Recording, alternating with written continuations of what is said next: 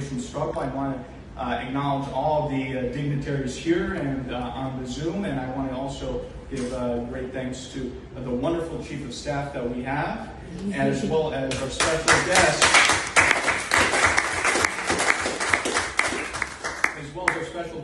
President Badarai, who represents the Eritrean government in exile.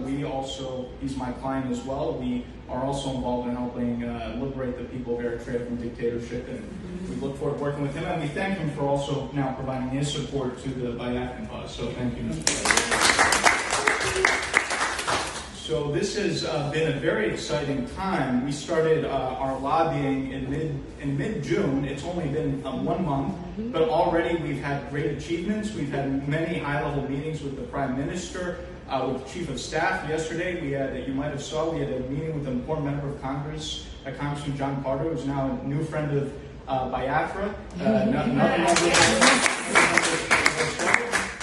already, I don't want to tell the zoo exactly what we're doing, but we've already received some very high-level commitments from the U.S. government. So I'm very confident that we will get the recognition from the U.S. government soon, and once that happens, then this whole thing is finished.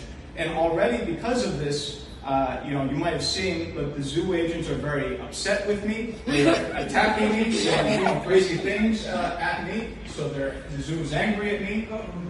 They're upset at me, but they're afraid of me, and they shouldn't be afraid of me. Oh, yeah.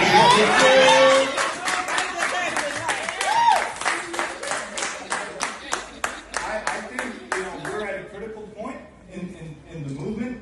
We're getting very strong support. All we need is just some awareness with the U.S. government, because this issue has not really been presented, even to those who are opponents of the Nigerian government. And in many of the meetings that we've had, people have said, oh, why haven't people brought this to us sooner? So now they know about it, and once we have the awareness, then we get the support. Support's already coming very quickly.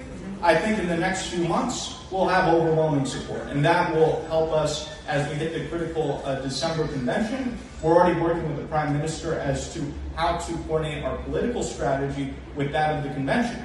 Also, another thing that we're working very closely on is getting the Biafran American community politically organized. We have to be organized. We can't be everyone's doing their own thing. We have to be coordinated. Because if everyone's doing their own thing, this person's doing this thing, someone's doing something else, you don't have political influence that way. The only way that political influence is to be organized. We're working with the British government to make sure that everyone is organized in every state. I will be involved in coordinating this new political structure, and it's only through the structure that you can have grassroots influence. That's why, if you look at successful lobbies, the Jewish lobby is very powerful. Not because everyone's doing their own thing, but because everything's coordinated. Whenever someone does something, everyone knows about it. It's not everyone doing their own thing. So we have to work together. We have to be organized.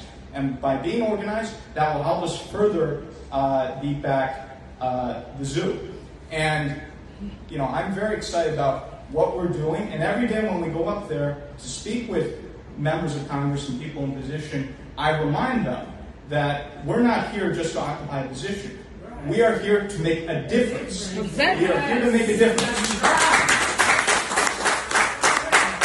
And it is our obligation as people with influence in Washington, D.C., to not just sit around, but to help people achieve their freedom. Biafrans deserve their freedom. We should give it to them. And so we're going to make sure that happens. I look forward to working with all of you. Don't view me as just your lobbyist, but I'm a fellow comrade and a friend. And so I'm always happy to speak with all of you, and look forward to learning from you. I've learned a lot already. I want to hear from you, your ideas, your thoughts, and by having your insights, then that could really improve what we do. And also, I'm providing a lot of information, insights, of course, to the government and helping them in every way possible. Because this is a true partnership at every level, and I would not be remiss to say that I've said this previously, but the Prime Minister is really someone who's a truly extraordinary leader.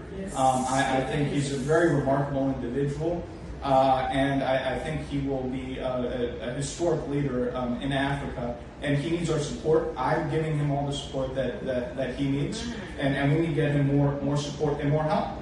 Because you know, this is not going to be easy when you're dealing with governments like the Nigerian government or any authoritarian government. They try to use all methods, not just externally, but they try to do sabotage, they try to bribe, they try to cause all sorts of mischief. And, you know, this is something I've dealt with in every opposition group that I've represented. There's always been some issues of, you know, sabotage, or this person's bribed, or some drama or something. So, you know, I'm here to support the government in every way possible to make sure that we combat all these obstacles, because even though we're very close, you know, as the zoo gets more desperate, they're going to try to do more and more crazy things in order to block what we're trying to do. So we have to also be very careful, very vigilant, and so, you know, on a daily basis, I'm also advising the Prime Minister as to, you know, how to approach certain things, you know, how to be careful with certain individuals, you know, what to do, and because we need to be working with genuine partners, not people who are opportunists